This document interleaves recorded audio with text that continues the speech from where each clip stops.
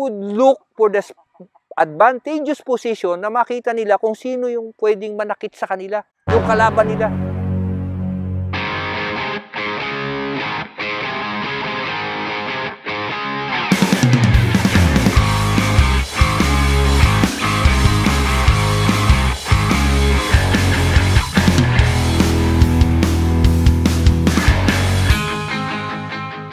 So, nakatapos po tayo sa ating hardening. Ngayon naman po yung tinatanong nila na bakit tumitingala-tingala yung mga manok, ano? Sabi daw nila, hindi raw sanay sa ilaw. Opo. Kaya ko po yan isinunod na isa sa pinaka-importante pagdating sa pagme-mental preparation ng ating stag, ang ilaw.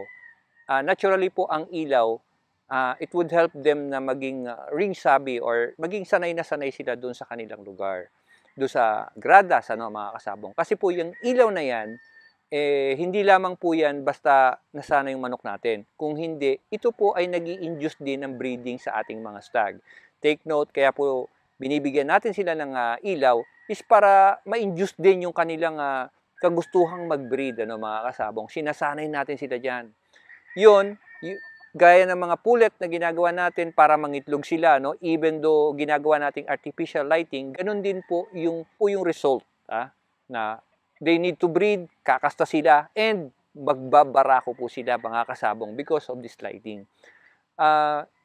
Nasasabi ko po yan during my seminars na walang magaling na manok or magaling na stag pag hindi po sanay sa ilaw.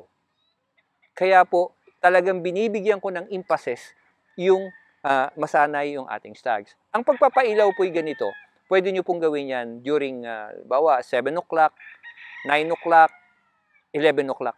Pabago-bago po. Tapos pwede rin natin gawin sa madaling araw. Not necessarily gabi-gabi po. Kapag sa gabi po kasi, dapat at least 3 times a week nagpapailaw tayo. Ngayon, sa madaling araw, walang problema po yan kahit araw-arawin yung pagpapailaw. Kasi po mga kasabong, natural naman nagising na yung manok natin sa madaling araw. Baka nga tayo hindi makagising kapag medyo tuloy-tuloy na, lalo pat hindi tayo sanay. Sa gabi po, sinasanay natin yung ating mga stag na gumising ng iba't ibang oras, like 7 o'clock, 9 o'clock, 11 o'clock. Kasi po yung derby natin, hindi natin alam kung anong oras sila mapapalaban.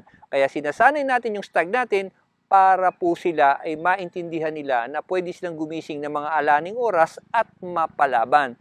Take note, ginagawa po natin yan, babalikan ko po kayo. Gusto ko po kasi kayong matuto at gusto ko po from there, magkaroon din kayo ng sarili nyong analysis na sa gaya ng sinabi ko, natutunan ko na ang ating mga manok is creature of habit.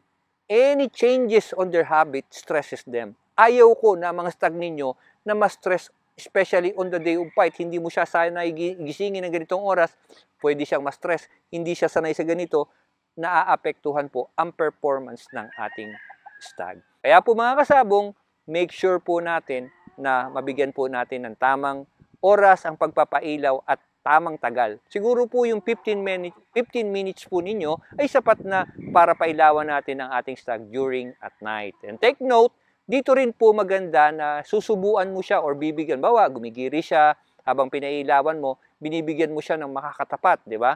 O, di ba? Medyo sasaltikan mo para maging aware siya. Kasi mga kasabong, minsan palakad lang tayo ng palakad, pero wala pa sa loob ng manok natin yung kanyang ginagawa, patayo-tayo lang siya, parang wala sa loob, So yung ilaw mo, sayang lang, tagal-tagal mo nang pinailawan, ang tagal bago na maka-adapt yung ating manok. Ito po pati ay isang tip, supposedly sa tibay tips, pero ito po, yung gradas natin, not necessarily na sobrang liwanag, na mas maliwanag pa sa sabungan. Napansin ko, yung sapat lang na ilaw, ay okay na. Kasi yung iba nakita ko sobrang liwanag. Tapos, ang nangyayari, pagdating sa sabungan, medyo mas madilim, mas nahihirapan mag-adapt yung mata ng manok ninyo. So, mas maganda, kahit po kayo, pansinin nyo, pag galing kayo sa sobrang liwanag, pumunta ho kayo sa medyo madilim, parang kulabo ang tingin ninyo. Pero pag galing kayo sa hindi ganun liwanag, at pumunta kayo sa sa medyo mas maliwanag, noticeable, parang, ay, ang ganda na pakiramdam, ang liwanag talaga. So, ganun din po sa mga manok natin. Na-observe ko po yan noon na nagdi-derby ako ng early stage pa ng aking paghahanda. Ang kinukuha kong liwanag lang, yung liwanag lang doon sa labas bahay namin na may fluorescent ako na 40 watts, mga kasabong. Ganun ko po tinatyagayan. madaling araw, pinaiilawan ko sila sa gabi, katamtaman lang naman. And I was surprised na kapag napapalaban ako sa sabungan, parang barakong-barako sila or kabisadong-kabisado na nila yung ilaw.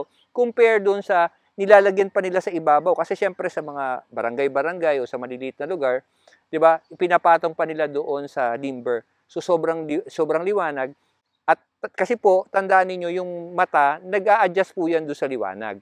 Kapag sobrang liwanag po yan, mas maliit ang iris niya na pinapapasok niyang light kasi nga po masilaw masyado. So kapag ang liwanag ay medyo mahina, mas malaki naman po yung buka yung itim niya po, mas malaki naman yun para sumapat yung liwanag na papasok doon. Kaya yun mga kasabong, tandaan nyo, pag nagpapailaw kayo, wag ko kayo mag-worry na, ay parang kulang to sa sabungan. Wag nyong hahabulin.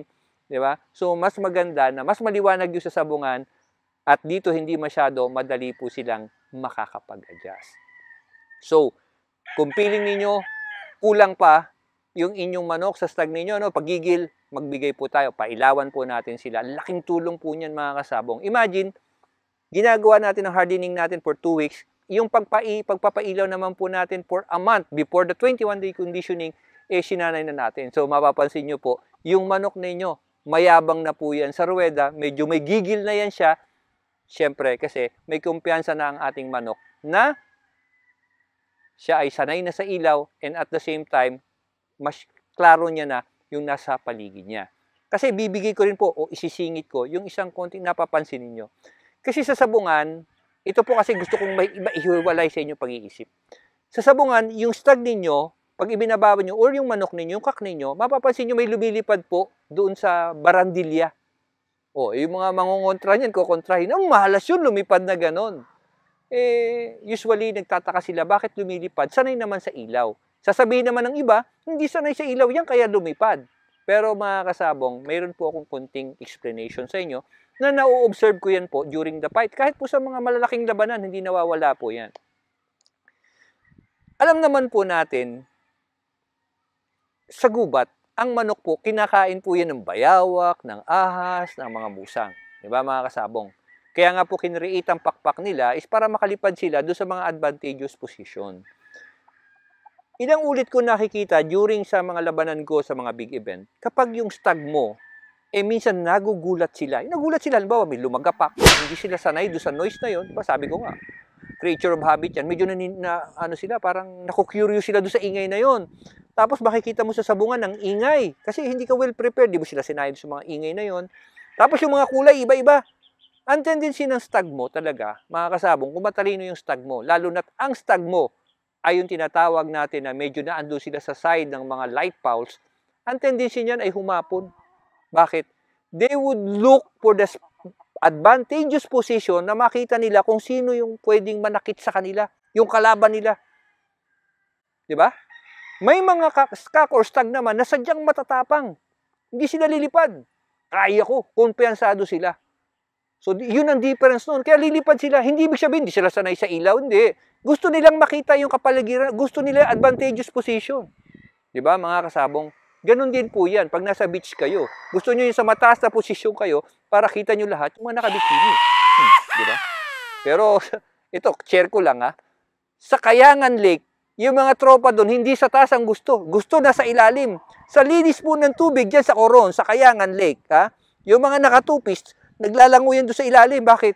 Pag tumingin doon sa taas, kita mo na ang iyong hinahanap. Kaya yun, ganun din po sa ating mga manok. Gusto nila advantageous position para makita nila kung ano yung nasa paligid nila, 'di ba? Na pwedeng manakit sa kanila.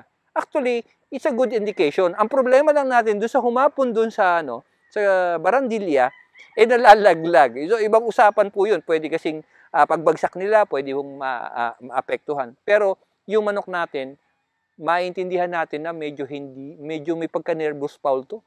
'Di ba? Or pwede natin sabihin na mautak, ayaw niyang masaktan, kaya kinukuha niya yung advantageous position, mga kasabong, ha? So, huwag niyo may sisisihin. Baka hindi mo pinailawan niya, kaya yung manok naghahanap ng hapunan, gusto nang tumulog. Hindi po, mga kasabong. Pero pwede rin po yun, na isang case na halimbawa yung manok mo, hindi pa siya properly gising, parang nasa mood pa siya ng pagtulog talaga, mga kasabong. Kaya yan, i-share po namin kung paano natin, paano tayo magpo-point sa susunod. gagawin nating extensive, papaliwanag ko sa inyo na halimbawa, paano yung malapit na yung laban, paano mo siya talaga magigising, o ilang oras, o ilang minuto bago natin gawin yung mga bagay na ito, share po natin yan. Pero sa ngayon, tapos na po tayo sa discussion natin ng lighting. Kung mayroon man po kayong question, ay syempre, comment down below. Syempre, kung hindi pa naman kayo nakakapag-subscribe, isubscribe nyo na kasi marami pa po tayong pag-uusapan regarding po dito sa ating mental preparation, of course, ni Engineer Sunny Magtibay.